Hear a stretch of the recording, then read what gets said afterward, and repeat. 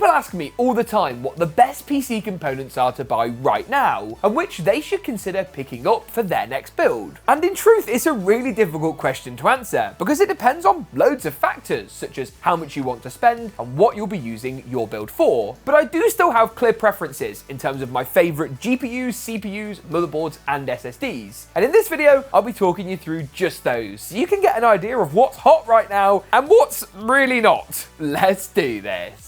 The GeekaWhat Aorus FO32 U2P is here, with a stunning quantum dot OLED panel and blazing fast 240Hz refresh rate. This competitive panel from GeekaWhat looks fantastic, with deep blacks, AMD FreeSync premium support and HDR 400 certification. A low 0.03 millisecond response time keeps you competitive too, while DisplayPort 2.1 support brings plenty of bandwidth for high resolution and high frame rate gaming. Learn more and check it out at the first links in the description below. I'm going to kick things off by talking about CPUs, working from the least to the most expensive. Feel free though, as usual, to use the timestamps to navigate through, or links below for latest pricing and availability on everything. Now, as far as processors go, there are two main players in the market right now. There have been for as long as I can remember, and things don't look like they're really going to change all that much. They are of course AMD and Intel. AMD currently have Ryzen 7000, with Ryzen 9000 imminent in terms of its arrival. We'll talk about that in a moment, while Intel of course have their 14th gen. 15th gen is expected before the end of the year, and my word, is it overdue. Now, as far as AMD goes, Ryzen 7000's pretty solid across the board. You have their standard CPUs like the Ryzen 7600 and 7600X, but they also offer X3D variants of a number of chips, such as the 7800 X3D, 7900 X3D, and 7950 X3D. The 3D bit basically alludes to stacked cache, which AMD put on those higher end CPUs, and in short, this is great for gaming, making pretty much any of the X3D processors an awesome buy for a gaming rig. Keep your eyes out for Ryzen 9000, but don't expect too much by way of gaming performance upgrades until Ryzen 9000 X3D lands. The rumours are suggesting that will be the end of the year, or potentially as early as September. The rumour mill is an interesting thing, and you can't always trust it too much. Now, on the budget end of the spectrum, I would point you towards the AMD Ryzen 5 7600, crucially the non-X version. Now, there's very little difference between these two CPUs. The X version is basically just a higher power, faster clock speed version of the non-X chip, which you can achieve by overclocking the non-X CPU if you so wish to get pretty comparative performance. Typically, the non-X chip is cheaper, delivering better value for money, but if the X chip is within a couple of dollars, it can be worth the upgrade, and saves you of course the hassle of having to do any overclocking yourself. The AM5 socket is also far more future-proof, though I use that word with a very large asterisk associated, on the basis that this socket is going to be supported by AMD until 2027 at least. They're going to be using this socket for new CPUs for the foreseeable. With Intel, their LGA 1700 socket's dead. It's buried. You can't put anything else in it. No more CPUs until they release their 15th gen lineup. If you've got a bit more money to spend, this is undoubtedly what I'd pick. The fastest gaming CPU on the market right now is the 7800 X3D. Now, if one thing is certain about AMD, it's that their prices are just like this, up, down, up, it's never constant. When this chip landed, it was like $450, and it was a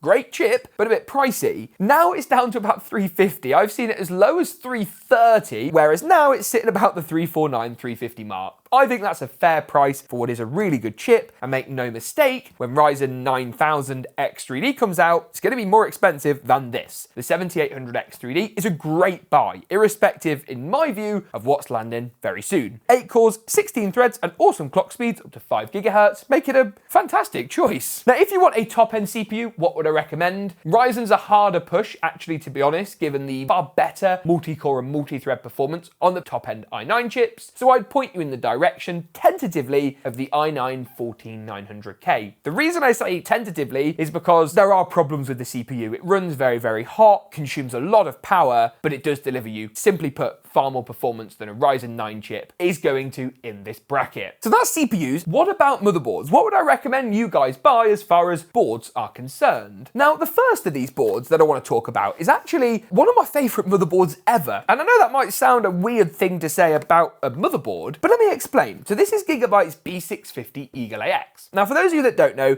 B650 is AMD's mid-range chipset. AMD and Intel have the same kind of deal. The top-end chipset is the Z or the X series, gives you all the features, all the bandwidth, and costs, generally speaking, quite a lot of money. The B series for AMD takes things down a notch, but unlike Intel, you still keep overclocking support for the CPU and for the memory. On Intel, you get the RAM overclocking only. Now, this board's really interesting. You can commonly find it for under $150, but prices do change, so check those links below for up-to-date information. And it gives everything we need. Modest CPU overclocking, modest CPU power delivery. It's a full-size standard ATX board, so you still get all the great connectivity you would expect, and you get Wi-Fi too. That's what the AX designation means at the end. But even better than that is the support for PCI Gen 5 SSDs in the top slot. Now, Gen 5 NVMe drives are currently quite pricey, and I'll talk about that in a moment. However, they're the future. And when we talk about the AM5 socket, we have to be careful because realistically, if you're going to say buy this board and then upgrade to a brand new top-of-the-range Ryzen 9 in 2027, the likelihood is things will have moved on. PCIe bandwidth may be far greater on newer graphics cards. You may need a super fast Gen 5 NVMe to avoid things like storage-based bottlenecks. This helps to tick a lot of boxes at a relatively affordable price point, but it's impossible to know what's coming. Things like the new CAM2 memory standard might throw a massive spanner in the works. But as far as hedging your bets go, this is a great shout. If you're looking for something a little bit different on B650, I would point you in the direction again of a Gigabyte board, but this time their B650 ICE AX. Now, Gigabyte are making some really great strides when it comes to boards. In the past, you could be forgiven for saying some of the designs were a bit boring. Certainly not anymore. Now, this is one of my favourite boards, again, that I've really ever built with. And visually, it's absolutely stunning. Now, this is a similar board, slightly higher end to what you'll find on the Eagle, so you do get better overclocking, better power delivery. The I/O certainly is quite a bit more chunky on this, higher speed Ethernet, more high-speed USB ports. However, this board is a fully white design. It has a white PCB, even white little accents on things like the RAM DIMM slots, silver heat sinks throughout, and I have to say it's stunning. White builds are becoming more and more of a trend right now, and it's hard to find good value white hardware. I'd like to see them make things like these plastic moldings for the power ports, things like the actual RAM DIMM slots themselves, and these other PCI slots white or silver. But as far as white motherboards go, doesn't get much better than this, and they're not charging you a huge rip-off price premium for the pleasure either. So Gigabyte, fair play, I am a fan. In the interest of fairness though, also worth pointing out a good Intel board to look at right now. I talked about that i9-14900K, and obviously for that you'll need a Z790 motherboard. Something like this Ace Max is going to be what I would recommend. I like what MSI have done with this. They very much brought Z790 into 2024, Wi-Fi 7, more expansive Gen 5 support for NVMe's and graphics cards. That's something that on a lot of high-end Z790 boards you cannot take for granted, and I really, really like it. Really pleasant board to build with, not cheap, but neither is the i9-14900K. So that's CPU and motherboard, but you're thinking now, James, I need some graphics. What would I recommend? Now, I'm going to start things off here by being a little bit controversial. And by controversial, I'm going to talk about the 3060. Now, when a new generation of graphics cards come out, we tend to recommend the old generation in parallel for a few months. After that, we take the card, chuck it on a shelf, and tend to forget about it. And that's not because we don't appreciate what is no longer new, but because often the new generation just makes way more sense. On Nvidia, you get extra tensor cores, better ray tracing, far improved DLSS 3.5 performance, and much better power delivery. So why then, if you're looking for a more entry-level GPU, am I recommending this? Well, let me explain. Now, this has 12 gigabytes of video memory, and if you compare it to Nvidia and AMD's more 1080p entry-level options for 40 series and RX 7000, you'll notice a big difference. Those cards only tend to have 8 gigabytes of VRAM, and to rub salt in the wound, are more expensive than their previous gen counterparts. The 3060 still gives you all the Nvidia features, particularly DLSS, which I am a big fan of, and can help at the lower end where extra frame rate is useful, even if that's aided by AI and software trickery. But the extra video memory makes this far more of a trooper for 1440p gaming. In recent tests and benchmark we've done in games like Hogwarts Legacy, it's very easy to chew through an 8GB frame buffer, and what you don't want when you run out of VRAM is to just have this huge memory-inflicted bottleneck. Why is this such a problem? Well, plainly because VRAM usage in games is only getting higher and higher. And why have all this lovely powerful silicon if memory is the only thing holding you back? So budget, entry-level gaming, you can get this for, I've seen between $259 and $279. There's a good few options to pick from that are new. Obviously, loads and loads of these cards on eBay, Facebook Marketplace. Proceed with caution there, but there are potentially some great deals to be had. And it's a superb GPU. Undoubtedly though, if you're prepared to spend a bit more money, there are major upgrades you can have have in the GPU space. AMD's RX 7700 XT is another example of where AMD started with a good product that cost too much money, and they fixed it. This is a really great card. Again, 1440p is where it's most at home. 1080p, it's just going to smash through everything. Again, has 12 gigs of video memory, but far more raw horsepower as far as rasterization goes than what you'll find on the 3060. AMD's DLSS equivalent, which is FSR3, is catching up, and their ray tracing is getting better, but they're not quite on an equal footing with Nvidia just yet. This, though, you can commonly find now for under $400. Absolute bargain for the performance you're getting. I like this GeekaWhat one, but any 7700 XT that's on a good price is what I'd recommend picking up. Move through the spectrum slightly, and I would have typically recommended AMD's 7800 XT at this point, but no, the 7900 GRE has been dropped down in price again, and is an even better buy. Now this you can now find for as low as $529. As I say, things are changing rapidly at the moment, so please take these as a guide price. And depending on where you live as well, right? US, UK, Europe, Australia, wherever you are, things are going to be different. Now this card has 16 gigs of VRAM, so that's more helpful at 4K, and gives you almost 7900 XT light performance at a much